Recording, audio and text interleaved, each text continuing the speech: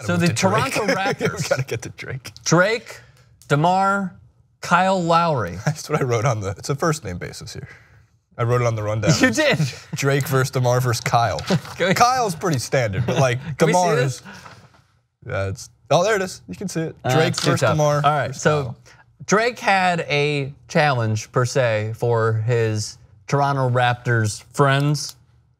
It's called the One and Done Challenge, and the surprising thing is, it's also with a line in there about John Calipari, his good friend at Kentucky. Nonetheless, here's the One and Done Challenge. Take a look and we'll discuss. One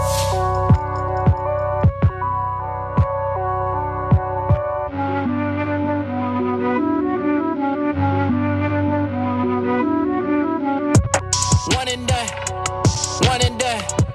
I ain't playing with him, I'm just one and done. About to get his check when the summer come.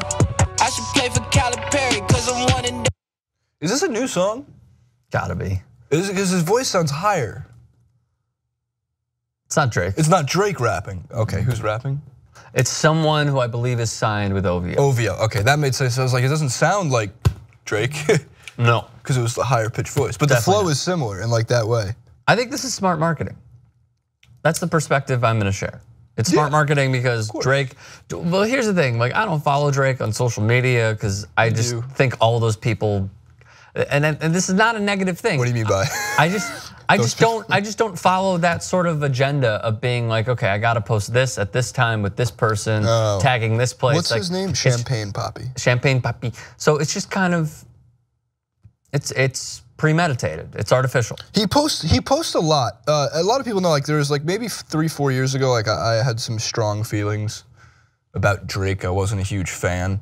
How many years ago was this that you weren't a huge fan? 4 or 5 years ago. Okay. I don't know. It was really immature because so let's post thank me later. Yeah, and it wasn't a music thing. It was the social media thing. It was the just kind of came off like he was trying too hard. But then like you grow up and you realize, no man, he's just capitalizing on his brand. Right. Because Drake is a brand. OVO is his like label and that's its own brand too. But like I'm not gonna hold it against Drake that he gets to pose with Odell Beckham Jr. and Michael Jordan and show off his shoe collection. Like, you know, I never criticized Floyd Mayweather for doing it, and what is Drake doing any differently? He's doing the same thing. He's showing off his cars and his money, and that's fine. From that aspect, yes, correct. Yeah. Just from showing off. Yeah. Brian Hoyer was signed. You could say that with who? The Patriots, of course. So, yeah, like it's just my own personal feeling. So do you follow, like who, okay, so who do you follow Instagram-wise for? You. That's literally it? That's a very boring feed. Give me 5. Give me 5 accounts that you like to follow. It doesn't have to be celebrity. It doesn't have to be celebrities. Sports leagues. Just league? Like no single athlete or? One guy I follow, Goldlink, who I think is so superbly talented. Cool. Not really a known guy in hip hop. He's getting there. He's working with K Tronada a lot. But Goldlink, I'd say, is one that. But you don't follow like J. Cole on Twitter, or you don't follow? No, because like if he tweets, it's a big thing. Like whenever he tweets, I know about it because it gets endless retweets because he doesn't use Twitter. So it doesn't matter. So if enough people already see it, that makes sense. It's not about supporting him. He already has like 5 million followers. I don't matter. I follow. There's a couple people that I just think are brilliant at the Twitter. Like if anybody doesn't follow Brandon what McCarthy, is it with you inserting the in front of a social media platform? It's only social media platforms. I've been saying it for years like that. It's the Twitter, the YouTube, the Facebook, the Snapchat.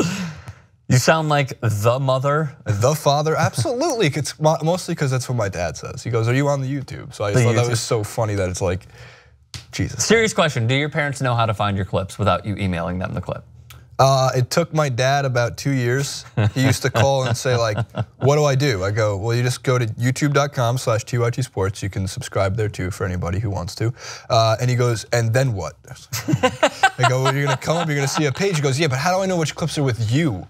My parents ask the same thing. You go, "You want to watch the clip?" And he goes, "And then what?" It's like, I don't. Then you click on the other clips. You know what you should have said? Say that again. The last and part. Then what? First, I'm gonna stack my dough. Right.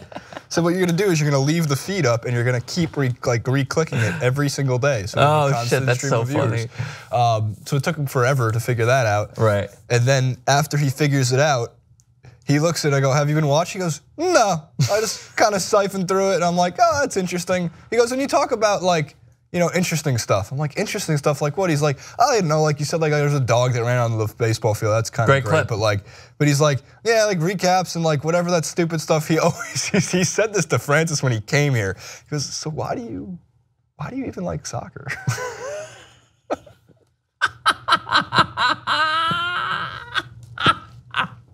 He's not a soccer football fan. He's not a. What gave it away? I don't know. It was just so funny that it's just the first thing he goes, it's really nice to meet you. He goes like, what's with the soccer thing? Dad, be nice. He goes, no, I'm just curious. Why? The other thing is he gets Amir and Hassan. He thinks Amir Nakui, who's executive producer at Pop Trigger and What the Flick. Not that they're confused, but for some reason he thought Amir was Hassan. And so, but then when he called, so Amir went to Michigan, my dad went to Wisconsin, that's a problem, because they're rivals. And he always say like, oh, Amir he seemed like a nice guy. It sucks that he went to such a crap school, but like, yeah. It's like, Jesus, man. Wait, can we go back for a second? Anytime he comes to LA now, he goes, I want to go see my friends. That's what he tells me. I go, what do you mean? He goes, I want to see Amir, I want to see Hassan, I want to see friends. I was like, they're not your friends. Yeah, it's a point that I have to make to my mom every time. They get really excited. What she does is, like Ben, he loves Ben. My parents love Ben. Big fan of Ben. Yeah, everyone's a fan. Because when are you going to go work with Ben at TCM? I go, I'm not going to work with Ben at TCM. Your mom or your dad asked you? Your dad. The grandma was a major fan of Ben Mank, big fan of Ben Mank. So were my grandparents. Yeah, because they watched him on TCM all the time. Ben has a loyal old following. My grandma, when she found out I was like, when I got this before she passed, but like when I got the job, and she said, and she goes, who works there? Very, very sweet, caring grandmother. Right. And I said, actually, one of the shows that you watch, TCM, one of the hosts is, and she goes, he is just the most lovely, lovely man I've ever seen. Just so professional. My grandparents used to watch, and they still do, like all the time. They love the man. Right.